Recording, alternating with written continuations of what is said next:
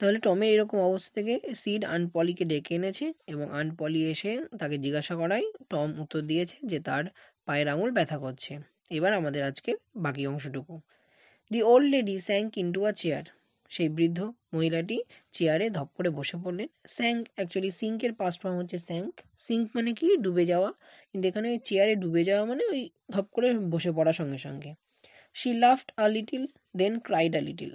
দেখো তিনি বলছেন সেই বৃদ্ধ অর্থাৎ আন্ট পলি তিনি অল্প একটু হাসলেন আবার একটু কাঁদলেন।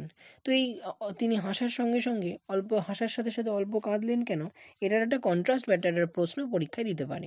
তো এর কারণ হচ্ছে দেখো, দেখো আমরা এই যে টমের যে বিভিন্ন এই বোকা কাজবাজ বা এই যে এক্সকিউজগুলো সে তৈরি করছে স্কুলে না যাওয়ার জন্য, তো এই জিনিসগুলো যেমন আমাদেরকে হাসির উদ্রেক করছে বা আমাদের হাসাচ্ছে, তেমনি আন্ট পলির কাছেও এই বোকা বোকা দুষ্টুমিগুলো সে কিন্তু ধরতে পেরেছে। তবুও সে তার হাসি পাচ্ছে বা হাসি পেয়েছে রাদার, এবং তার সঙ্গে সঙ্গে তিনি দুঃখও পেয়েছেন, তার কারণ তিনি টমকে মানুষ করতে চান সঠিকভাবে, সে যাতে এরকম এই দুষ্টুমিগুলো না করে, স্কুলে যায়, সিরিয়াসলি পড়াশোনা করে, অর্থাৎ তিনি যে তাকে সঠিকভাবে গাইড করতে চান সেটা যে তিনি পারছেন না, এই সমস্ত দুষ্টুমি থেকে তার মনটাকে সরাতে পারছেন না, সেই দুঃখে ব্যথিত হয়ে তিনি একটুখানি কেঁদে উঠলেন। দেন শি সেড, তারপর তিনি বললেন, Tom, what a shock you did gave me. Tom, তুমি আমাকে না কি ভয় পাইয়ে দিয়েছিলে। Now shut up the nonsense.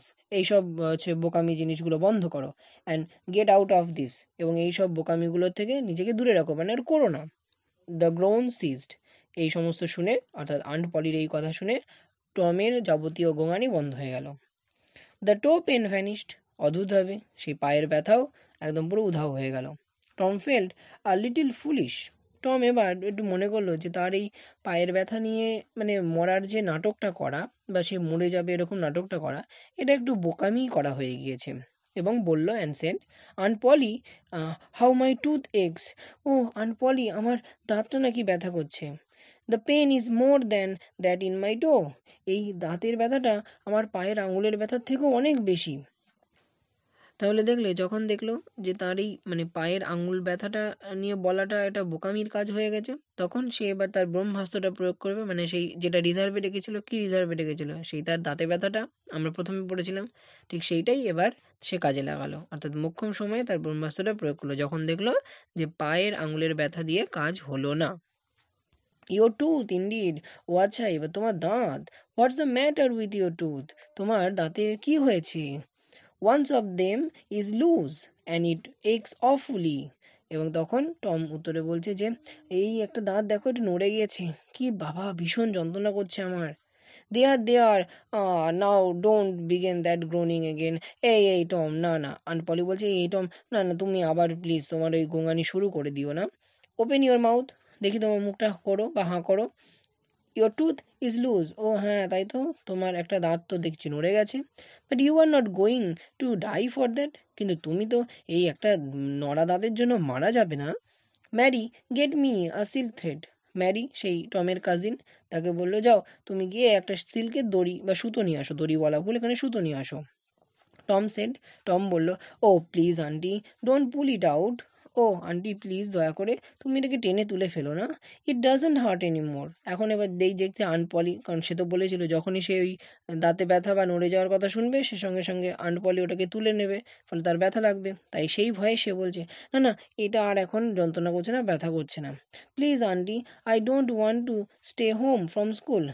Aunty, আমি আর আর আর হচ্ছে বাড়ি থাকতে চাই না, স্কুলে না গিয়ে বাড়ি থাকতে চাই না, আমি স্কুলে যাব। So all this was because you wanted to stay home from the school. আচ্ছা, এবার বুঝলাম, তাহলে তুমি এই সমস্ত ফন্দি ফিকির করছো কেন না, যাতে তুমি স্কুল না গিয়ে বাড়ি থাকতে পারো অ্যান্ড গো ফিশিং, এবং তার বদলে বাড়ি থেকে মাছ ধরতে যাবে, তাই না? Tom, Tom, I love you so much. Tom, Tom, আমি তোমায় কত ভালোবাসি বলো। And you try to break my heart in every way with your naughtiness. এবং তুমি এই সমস্ত জিনিস করে, দুষ্টুমি করে, আমার মানে বাদরামি দুষ্টুমি করে প্রত্যেকবার আমার হৃদয় ভেঙেছো, মানে আমাকে কষ্ট দিচ্ছ বারংবার। বাই দিস টাইম, ইতিমধ্যে the dental instrument was ready. Dental instrument মানে মানে দাঁত তোলার যাবতীয় যে যন্ত্রপাতি বা যে জোগাড় যন্ত্র করার সেটা, অর্থাৎ যে সেই সিল্কের সুতো আনতে বলেছিল সেই সিল্কের সুতো এসে উপস্থিত হয়েছে। The old lady fastened one end of the silk thread to the Tom's tooth.